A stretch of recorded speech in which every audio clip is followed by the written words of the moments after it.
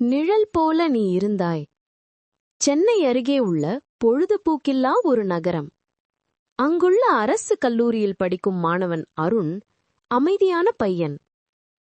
அவனுக்கு புத்தகங்களும் மழையும் பிடிக்கும், மனிதர்கள் அல்ல. அவன் 4 வருடத்தில் வந்து சேர்ந்தவன். ஒரு நாள் புதிய மாணவி வந்தாள். அவள் பெயர் யாமினி. அவளின் முகத்தில் ஒரு புதிர் இருந்தது. அவள் அதிகம் யாரிடமும் பேச மாட்டாள். ஆனால் அவன் பக்கம் பார்த்தால் மட்டும் ஒரு நிமிடம் கூட அவளின் பார்வை மாறாது. அவள் பார்வை அவனை ஏதோ செய்தது.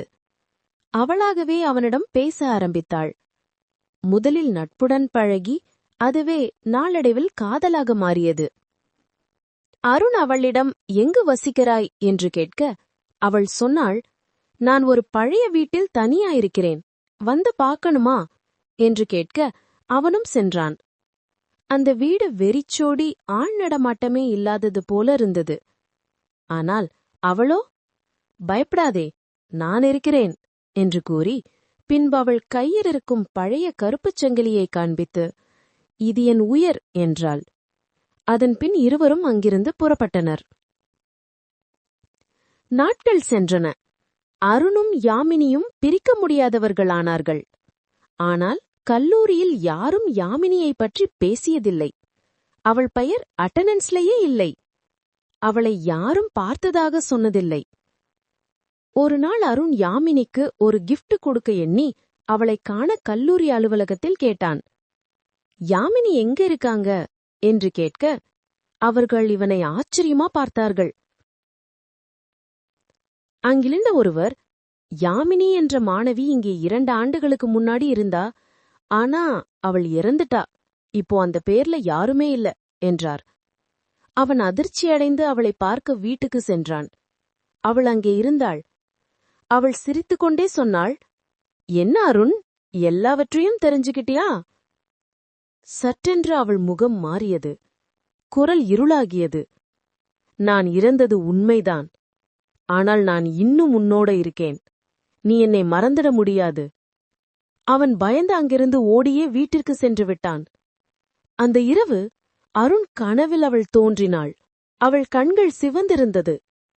அவள் உரத்த குரலில், நான் உன்னை விட்டு போவதில்லை அருண், நீயும் இங்கே வரணும் என்று பலமுறை கத்திக்கொண்டே இருந்தாள். அதற்கு பிறகு அருணின் வாழ்க்கை மாறியது. அவன் அறையில் மழை இல்லாத நேரத்திலும் தண்ணீர் விழுந்த சத்தம். கண்ணாடியில் அவனுடைய பிரதிபலிப்பு கூட மாறியிருந்தது. பக்கத்தில் யாமினி நின்றிருந்தாள். அவனின் நண்பர்கள் கேட்க ஆரம்பித்தனர், அருண், நீ யாரோட பேசுற என்று. ஆனால் அவனுக்கு பக்கத்தில் யாமினிதான் இருந்தாள். அவனின் மெதுவாக மனநிலை தளர்ந்தான்.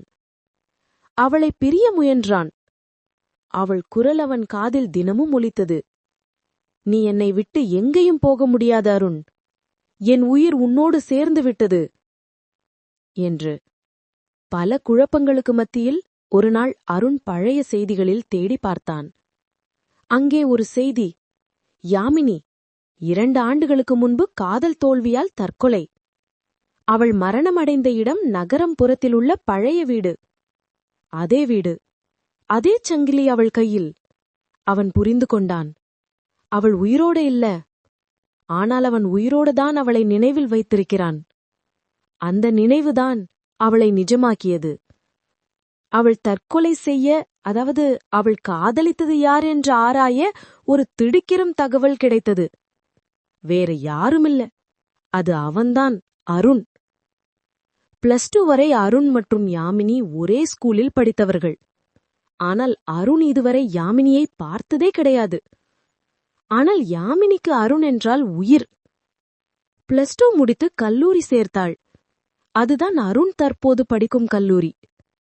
அவள் முதல் வருடம் படித்துக் கொண்டிருக்கையில் இவள் தோழி இவளிடம் இவளை வெறுப்பேற்றுவதற்காக அருண் ஒரு கால் விபத்தில் இறந்துவிட்டதாக கூற, அதை உண்மை என்று நம்பி அன்று மாலையில் கல்லூரியின் மாடிக்கு சென்று அங்கிருந்து தாழே விழுந்து இறந்துள்ளார். 3 வருடம் வெளியூர் படித்து 4வது வருடம்தான் இந்த கல்லூரியில் வந்து சேர்ந்தான் அருண். இப்போது அவனுக்கு எல்லாமே புரிந்துவிட்டது. அந்த இரவு அவள் மீண்டும் வந்தாள். அவள் கண்களில் கண்ணீர். நான் உனக்காக காத்திருந்தேன் அருண். இப்போ வா. அவள் கையை நீட்டினாள். அவனும் அவளின் கையை பிடித்தான். அவள் சிரித்தபடி சொன்னாள், இனி நாம எப்போதும் பிரிய மாட்டோம். அடுத்த நாள் அந்த பழைய வீட்டில் போலீஸ் வந்தனர். அருண் தரையில் இறந்து கிடந்தான். அவனின் கையில் கருப்புக்கல் சங்கிலி. இந்த கதை பிடித்திருந்தால் லைக், கமெண்ட் அண்ட் சப்ஸ்கிரைப் பண்ணுங்க. தேங்க்யூ. பாய்.